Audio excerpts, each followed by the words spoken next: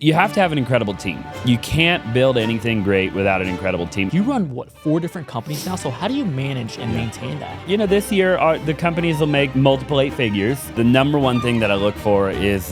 What KPIs are you tracking as the board member of 4 different companies? I mean, I think when you get to the position where I'm at now, you're really looking at... What do you feel like is needed in order to achieve that? Man, that is a great question. What's going on, guys? My name is Benjamin here at Bolt Deals, and today I'm joined with a very special guest, Austin Zaback. How are you doing today, sir? Doing absolutely phenomenal. Appreciate you having me. I pretty much want to dive straight into it. You started your entrepreneurship journey at the age of 18 as a pool boy. How did you even get into that space? So I actually started my pool company when I was 9. Oh, wow. And I did pools for about 5 to 6 years. So I did them until I was about 15 years old. And my grandpa actually owned a pool company, you know, very conservative, small pool company. You know, he obviously was his own boss, but you know, they weren't rich, right? Yeah. And so he showed me the ropes. I learned, you know, and I was really an entrepreneur at a really young age. Awesome. Yeah. So how do you transition from doing pools, owning your own pool company at the age of 9 to being a real estate agent in 2015? Yeah. So, you know, there was a lot that happened, right? So when I was about 15, I got out of the pool industry, and then I ended up getting a bunch of jobs. I actually just worked a lot of regular jobs. I think I worked, I'd have to like write them all down on a piece of paper, but I think I worked roughly like 12 jobs-ish, somewhere in that ballpark, you know, and they were all just regular jobs. I mean, I worked at a pizza shop. I worked at Texas Roadhouse for like a day. Oh. I worked at Sears Home Why Service. only a day? That was like one of my shortest jobs that I worked. I think I just didn't like it, you know? Oh, okay. So yeah, I went one day and then I didn't show up the next day. But, so yeah, you know, I did like air duct cleaning. I did like air conditioning. I did construction, stuff like that. And so I really just worked a lot of jobs that I hated. And then I got into network marketing actually. So I did MLM for a little while. Okay. And MLM is really what opened up my mindset to learning about real estate. Gotcha. And so when the MLM company that I was a part of didn't end up working out, real estate was kind of the thing that I ended up going into ultimately. Gotcha. And I didn't get my license first. I got into wholesaling first. So Interesting. I started wholesaling in 2014, end of 2013, beginning of 2014. And then I wholesaled for about a year and a half before I became an agent, and I became an agent in November of 2015. Was going from your first business of being a pool boy to being a wholesaler, was that jump hard for you? Not really. You know, it's all like hard. It's just a different kind of hard. You know, I mean, I think being an entrepreneur is, in my opinion, harder than being probably like anything in the world. I can't think, you know, I've heard people say, I didn't say this, but I've heard like billionaires, entrepreneurs say that, you know, entrepreneurship is the hardest sport in the world, absolutely. Right? It's like harder than any professional sport, you know, maybe not on the body, like physically, I'm not getting hit all day by, you know, like linebackers and stuff, but it's incredibly difficult, right? Mentally, it's very mentally taxing to be an entrepreneur. And so, yeah, you know, they're all difficult, but I mean, cleaning pools, I think, was a different kind of hard, right? It was more of a physical hard. You know, you're getting out of the truck 20 times a day, walking into the backyard, netting the pool, vacuuming the pool, checking the chemicals, you know, emptying the basket, stuff like that, right? Where being an entrepreneur, you know, it's not physically hard at all, right? I mean, if anything, I sit most of the day, you know. It's mentally hard. Very mentally hard. Yeah, extraordinarily mentally hard. People can't even really fathom it that aren't high-level entrepreneurs. I want to sort of dive into that, being in the sport of being an entrepreneur, right? You run, 4 different companies now, so how do you manage and maintain that? So yeah, we actually run more than that, but we have 4 main ones. So you're absolutely correct about that. You know, most people would think that we just have like 4 companies. So, you know, you have to have an incredible team, right?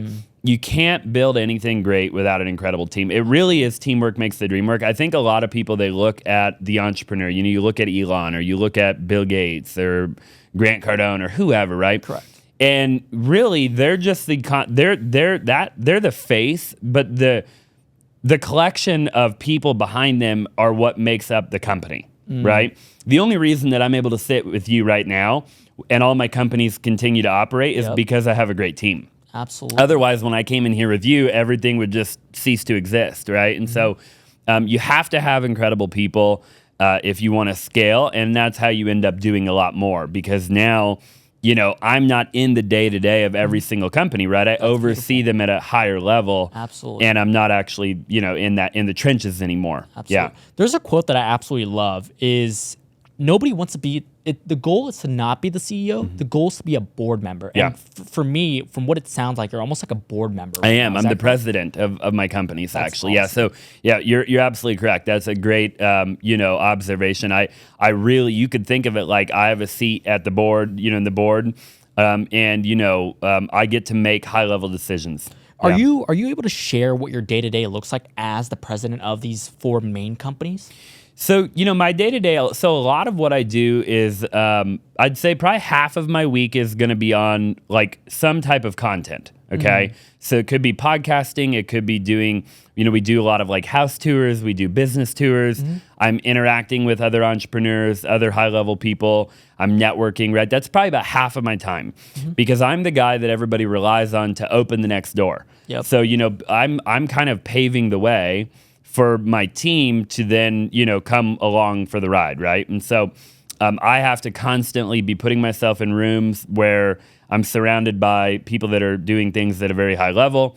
I have to constantly be coming up with ideas, new initiatives, new things that we want to do. Everything that you see here, I dreamt up in my mind, right? Awesome. It was all something that I knew in my brain before anybody else knew what we were going to do, and then we did it, right? So it sounds like you're more of a visionary as opposed to Totally. the integrator. Is Totally. that correct? Yeah, I'm a total visionary. I'm a terrible integrator. Yeah. Okay. But the beautiful thing is you have integrators within your team. Correct. So I sort of want to dive into that. Starting at the bottom, I heard that your average age on your acquisitions team is 25 years old. Probably, yeah. So I'm curious for you, what are you looking for starting from acquisition managers to team leads to sort of C-suite employees? Yeah. Like, what are you looking for in your team to make sure that they're a culture fit, they're a skill fit, they're aligned of your mission at One Roof, Space, and Zaback Media, all your other companies? So what are you looking for in teams whenever you're speaking with them? So when I'm like hiring somebody? Correct. Yeah. Correct. The number one thing that I look for is, are they hungry? And are they fundamentally a good person, right? It's the 2 real things I'm looking for, okay? If they have the desire and they have the hunger to be great, anybody can be great. I've never met anybody, as a matter of fact, you could take somebody with all the skill in the world. I've met a lot of people that have the skill, they can talk the talk, but they're just not hungry. They don't really have that burning desire to be phenomenal at what they do, right? So that's the most important thing. I would prefer to hire somebody that doesn't know anything about what it is that they're about to do. So meaning, like, let's say I was hiring for my wholesale team, right? I would prefer to hire somebody that knew nothing about real estate, but they had all the ambition in the world, then hire somebody that had a lot of knowledge on real estate, but maybe they were a know-it-all, or their ego is really big, or they were just not coachable, not trainable, right? Not moldable. Because then you have to teach them how to unlearn before they can learn. Where I'd rather just somebody have a blank slate and they can just learn the information the right way the first time. So that's the number one thing. The other thing is, are they a good person? What do they do on the weekend? Are they married? Are they single? Do they party? Do they go to the clubs? Are they a believer? Do they believe in God? What do they believe in? What do they do with their life outside of work, right? And if that doesn't align with our culture, then they're probably not going to work. They could be the best sales guy in the world. We probably won't hire them because, it's just they're not going to align with our culture.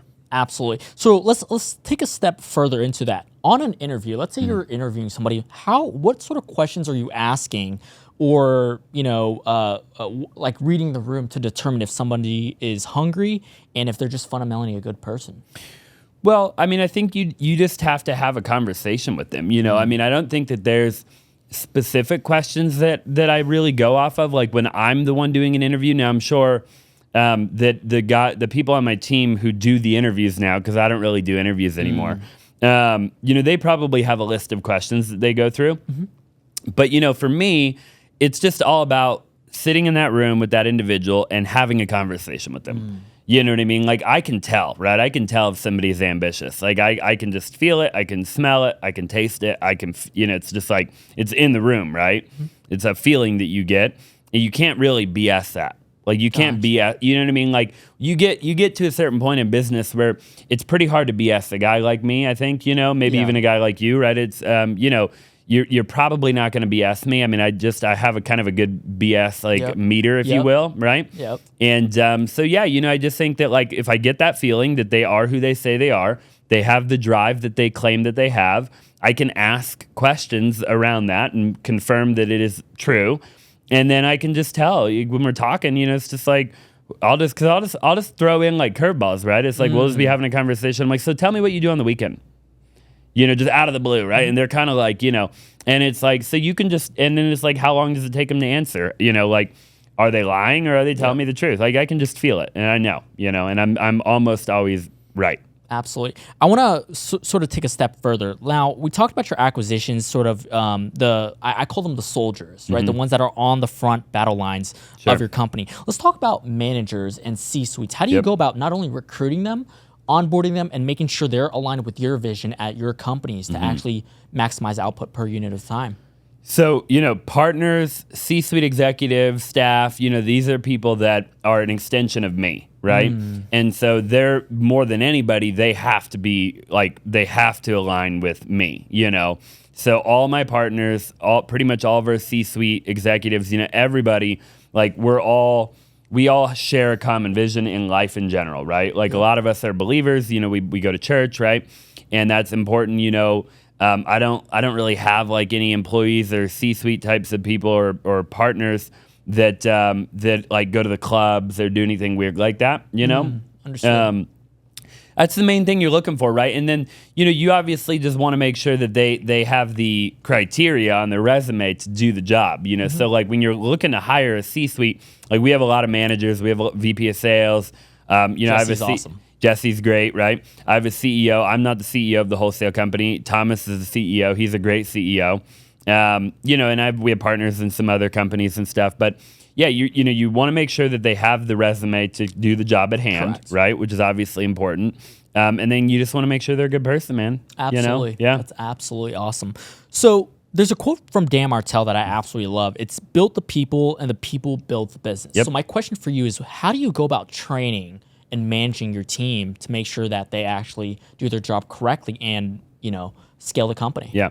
Well, it depends on what season you're in of what stage of business you're in, right? Okay. Because I've gone through a lot of different stages, and I'm not, look, I mean, at the end of the day, in 10 years from now, these companies will be a whole hell of a lot bigger than they are today, right? I'm not stopping anytime soon, but so like I'm no billionaire, I'm no, yet I will, but I do plan on owning a Gulfstream and doing all of that, right? Awesome.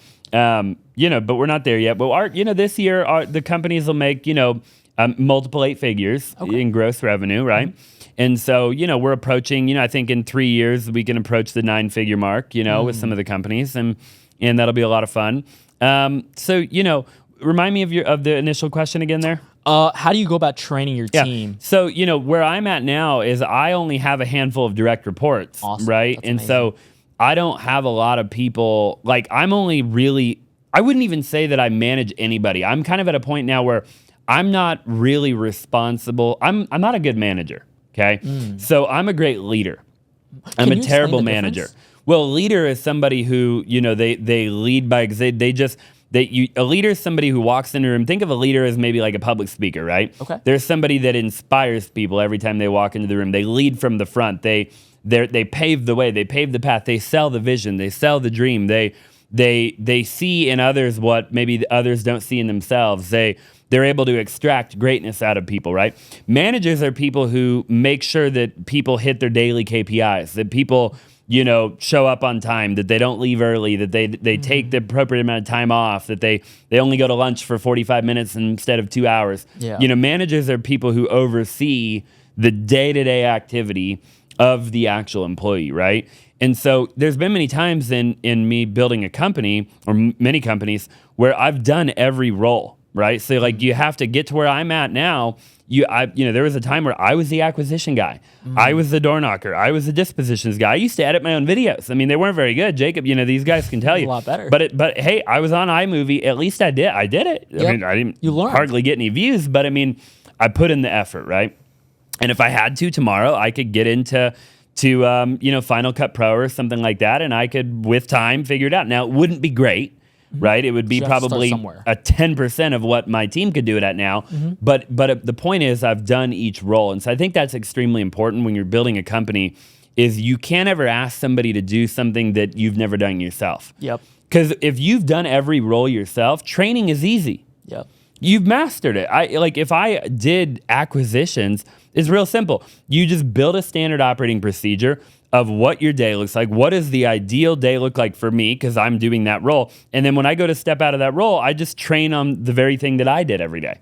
So every time you move up the ladder, you just have to make sure that you're documenting. I think documenting is the key thing. Document each role as you're doing that role. And then when you go to delegate that role, all you're doing is just training them on how to essentially be you. I want to ask you something. Do you know? Can I get your opinion on what the difference between delegation and abdication is in your eyes? I'm not sure. I don't even know that I know the difference. Okay. Yeah. Interesting. Because from what I've understood, is abdication is just you've never done. Let's just say dispo before. You hire a dispo guy that says he's good at dispo, and you just let him figure it out. Yeah.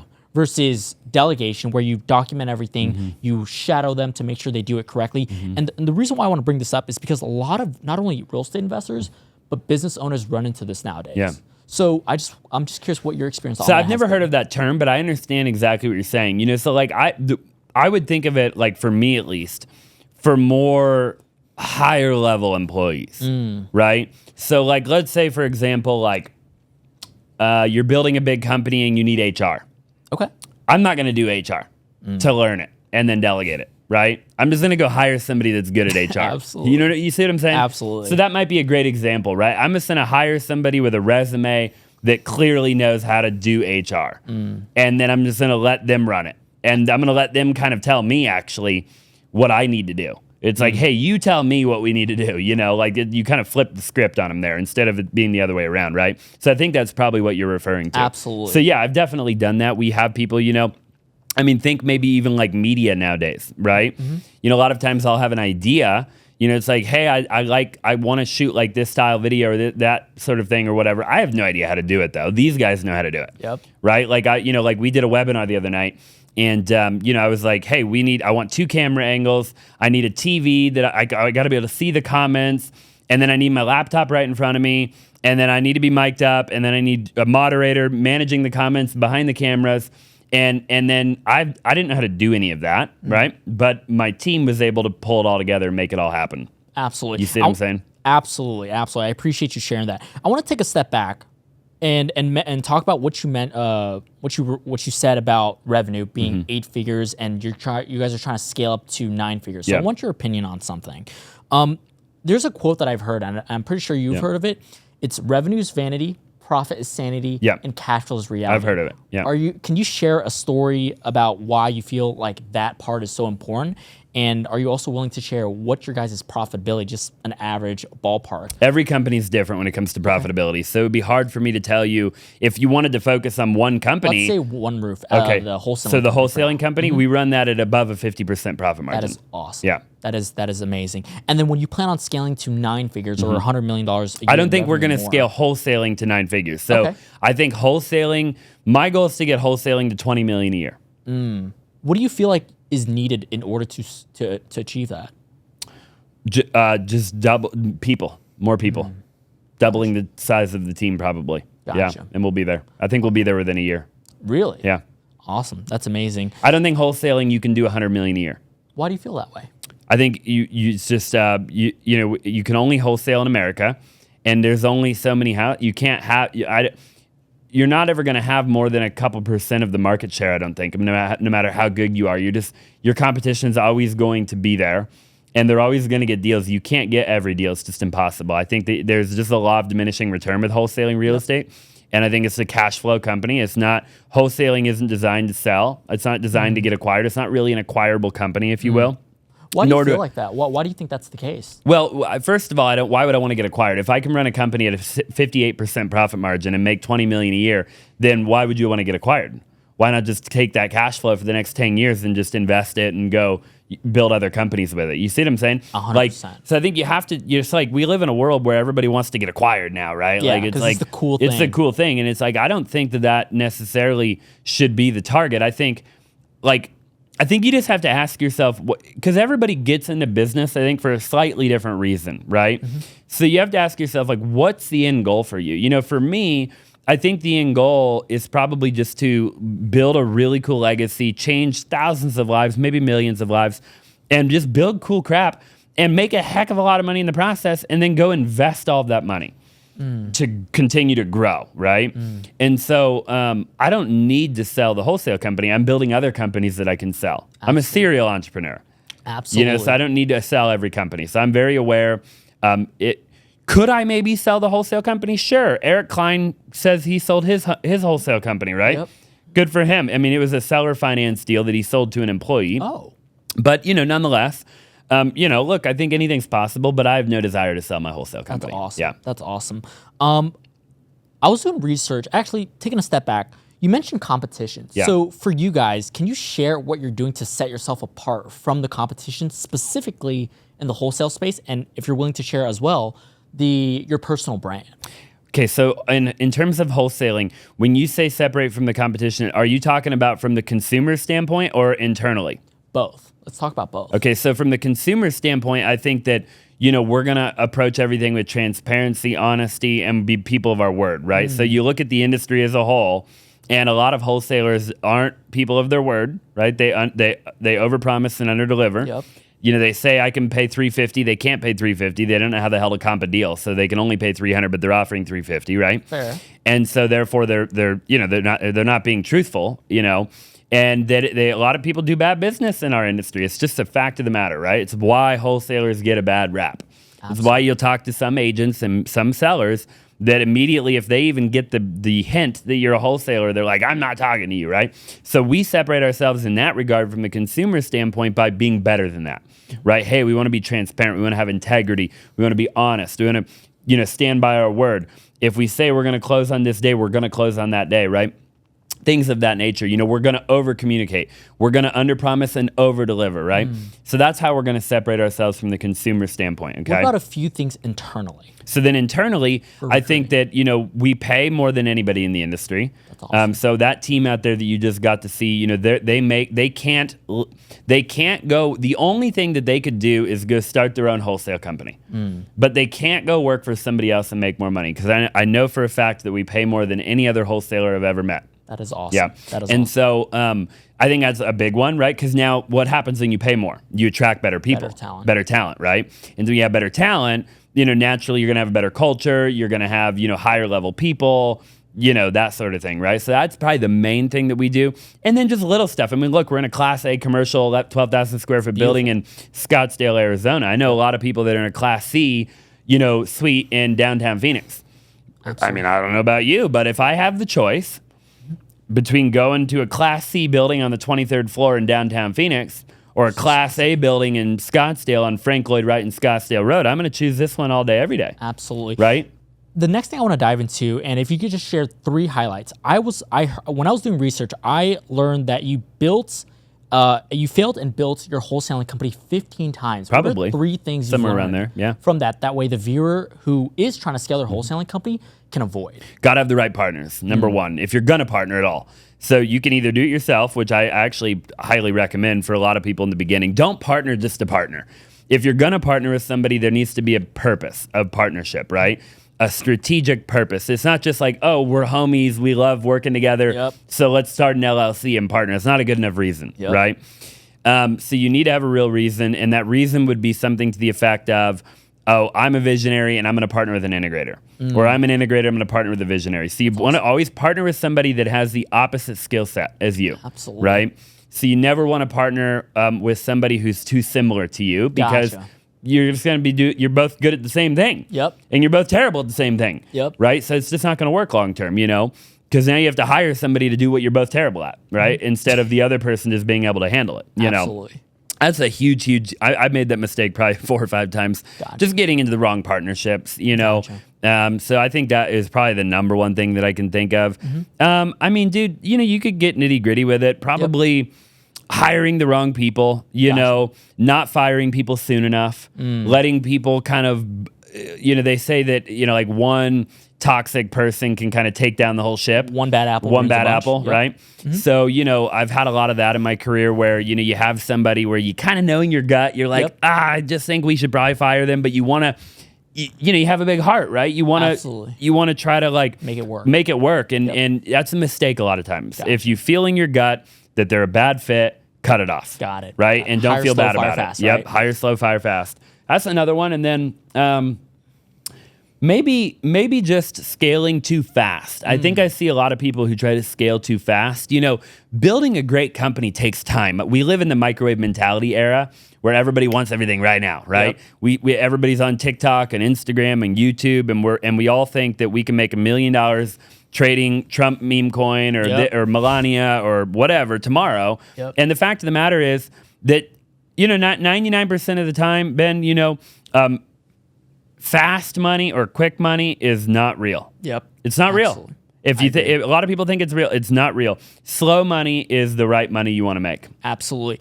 I have a tradition on my podcast where my previous guest would ask my current guest, you, Austin, some questions. I love specifically too. Okay. And I want to share. Who was the previous guest? That I can't tell you. You can't tell me. The only thing I could tell you is that they're a client. And I told them the exact same thing. Are they? It's what can you can't tell me anything about them. I can't tell you anything. Okay, all right. I told them, I was like, hey, your next podcast, my next podcast, I mean, they're going to ask, they have and they questions. don't know who I am? They don't know who you are, and you're not going to know who the next person is besides they're a client. They know that you're one of your companies is my client, and you would know that my next company is, or my next podcast is a client. Okay. And one of the questions they had is, what KPIs are you tracking as the quote unquote board member of 4 different companies?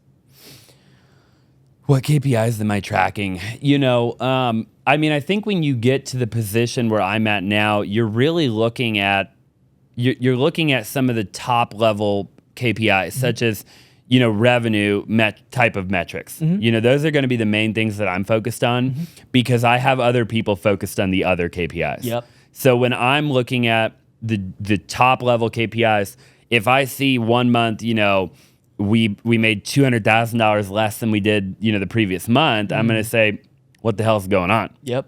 And then I expect somebody to give me an answer, Yep. And then they're going to have all the detailed KPIs that would make me understand why that happened, right? And then at that point, I can make my suggestions, or maybe they already have ideas of how to solve the problem, right?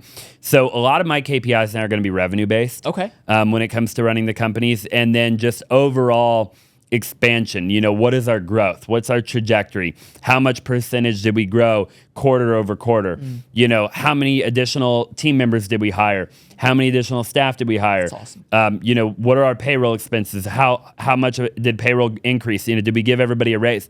In the end of 2024, we gave a lot of people a raise. We probably gave 35 people a raise between multiple different companies. So in a matter of 1 month, our overhead goes up by $50,000 a month. Oh, wow. So you're always looking at stuff like that, right? And then you'll look at the next year and you'll say, okay, did that pan out, right? Did every person generate the amount of revenue for the company that we anticipate? So stuff like that, right? Absolutely. High level stuff. So hopefully that answers that question. The second question they had is, what do you believe in? Like, what do you mean, like specifically? He told me that's it. Just what do you believe in? Well, I believe in God. I think I believe in that's the first thing that comes to my mind. I think that I believe in God, and I believe that if I don't deserve to be here. You know what I mean? Like, there was a different route that I could have gone, and that route wouldn't have been good. And I'm not sure that it was my choosing. It was God, whatever God you believe in, or whoever watching believes in. I think people can believe in different things. I believe in my God, and I think that He paved a way for me to get out of the other direction that I could have possibly ended up down. So yeah. Is there any quotes that you have on your mind that you would share that have served you well in building your businesses that you could share with the audience? Not really, man. I mean, look, I think I have like a lot of sayings that I kind of like have in my mind. Well, yeah. Like one of them that I think about pretty often is like, life is hard, choose your hard, right? So like what I mean by that is like, somebody told me a long time ago, said, Austin, because I've been broke many times, right? And I don't know if you've probably been broke. I've been broke. I was 15 when I started my business. Okay, I'm cool. 19 now, Yeah. so I'm... Yeah, so I've been broke many times. I grew up in a garage. Being broke's pretty hard. I don't know if you know that, right? Like I'm sure you do. When you're looking at your bank account and you got $3 in your bank account and you're like, man, how am I going to eat? How am I going to put gas in my car, right? Being broke's pretty difficult. I mean, there's a lot of thought that has to go into figuring out how to be broke. I mean, like people don't understand. Like broke people it's like, okay, I'm going to take my coupons. I'm going to clip this. I'm going to drive. If I drive that route, it'll save gas. Like that's pretty hard, right? Yep. Being wealthy is also hard. Choose your hard, Yep. right? Choose your hard. Which hard do you want? What type of hard, right? No matter what, it's going to be hard. Absolutely. It doesn't freaking matter. Life is just hard. That's just the way it goes. It isn't easy for anybody. And I believe that if you do the hard things, life will be easy. And if you do the easy things, life will be hard. So those are probably the two main things that I live by. Awesome. The last thing I have is, what are 2 or 3 questions that you would want to ask the next guest? Does it have to be wholesale related? It can be anything. Man, that is a great question. Who do they talk to for advice would be one. I think entrepreneurship is a very lonely sport. It's probably the loneliest sport, actually, maybe on the planet.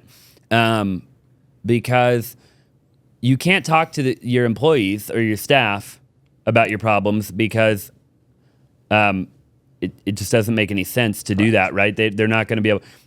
They would think differently of you, and it just wouldn't work. The dynamic would shift, and so you can't do that.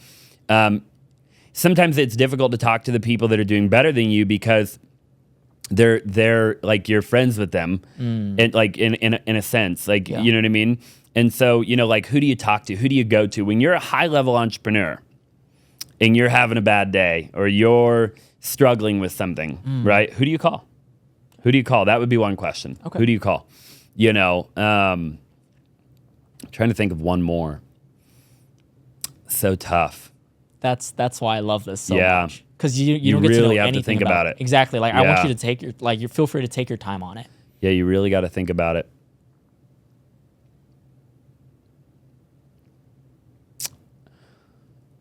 Maybe what's it all for? What's the purpose of it all? What's the purpose? Like why? You get to a certain point where every now and then, I'll think to myself, I'll say, why the hell do I do what I do? And I don't always have the answer to that. I'm excited about that one because like I'm just like, where what's the purpose? I mean, what's the purpose? I mean, why do it? Why do any of it? Like sometimes there's that old saying that like the more sometimes can be like a curse. Like what I mean? It's like I forget how that exact saying goes. There's a quote that says, "Never meet your idols; they will disappoint." Exactly. Yeah. So. Yeah, I think, like, what's the purpose, man? What drives you when you get to a point where you can pretty much do whatever the hell you want, whenever the hell you want, with whoever the hell you want? What drives you after that? I mean, obviously, I understand the basics, right? Serve people. Yep. I mean, I've been on 3 mission trips. I understand all of that, right? Help people, do this, do that, do this, do that. But I mean, like, more substance. Like, why? Like, why? Why push? Why grind? Why keep going? Why freaking try to do, what's the purpose of all of that? Absolutely. Yeah. Absolutely. Austin, where can people find you? Any platform, Austin Zaback. Okay. Yep. Awesome. Nobody's got my name, so I'm pretty easy guy to find. Awesome. Yeah. Awesome. Well, guys, that's it. Austin, thank you so much for joining me here today. I know we had a bit of a time crunch, so I just wanted to dive straight into it. Well, maybe we can do it again one day. I really hope so. Yeah. So, guys, if you enjoyed it, please don't forget to go follow Austin Zaback on all platforms: Facebook, Instagram, YouTube, TikTok. And if you enjoyed this episode, comment your takeaways down below. And please don't forget to like, comment, as well as subscribe on my YouTube channel. Thank you, and have a great rest of your day.